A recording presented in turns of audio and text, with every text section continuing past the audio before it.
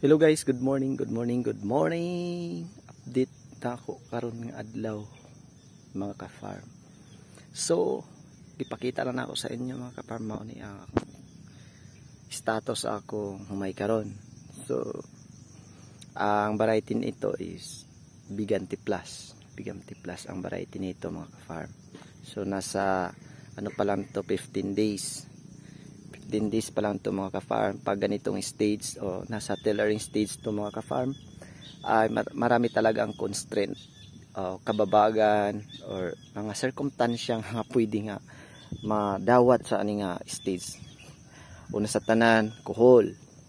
Mao na siya mga nabakante, mao na siya ay bakas ng kuhol mga ka-farm. So kailangan natin yan punlaan o mag-replant tayo mga ka-farm. So dahil ay hindi namin ito napagawaan ng tawag dito linsa. So yung linsa mga ka-farm, yun ang ginawa naming daanan kung kami ay mag-abono, mag-spray, kung anong mga activity na magawa namin dito sa farm. So iyon ang tawag na linsa. So yung linsa or yung pupunitin namin or yung tatanggalin namin yung isang row, yun ang aming gamiting pang-replant doon sa mga nakain or damage sa alcohol. So dahil ito mga ka-farm, medyo natagalan namin to mag-replant dahil sa tindi at lakas ng tawag dito, lakas ng init dito sa aming lugar mga ka-farm. Hindi talaga maiwasan dito sa Caraga region. So kailangan naming mag-antay ng malakas na ulan. So far, mayroon naman kaming mga ka-farm, STW, pero sa sobrang mahal na ngayon ang bilihin, katulad na gasolina at saka crudo, medyo may kamahalan. So hindi namin maagapan ng pangmatagalan. So ang ginawa lang namin ay parang flashing lang yung ginawa namin na pagpapatubig, hanggang lang sa matunaw or malusaw yung granules ng abono, dahil nakatikim na to ng unang abono. O tingnan nyo mga ka-farm, ito ay maraming tubig naman dito mga ka-farm, pero ito tingnan nyo,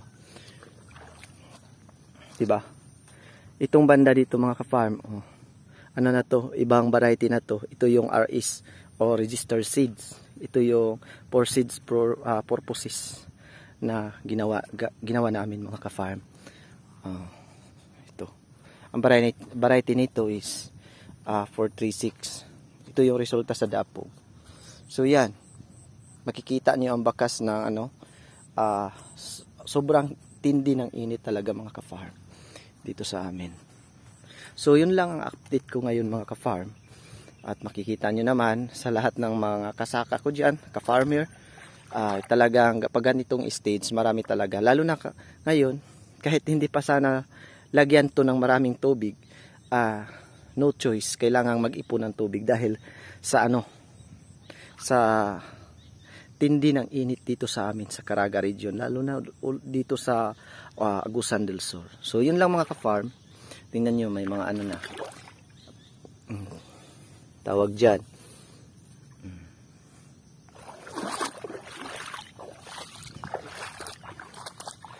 bye bye. Yun lang mga ka-farm update for today's video.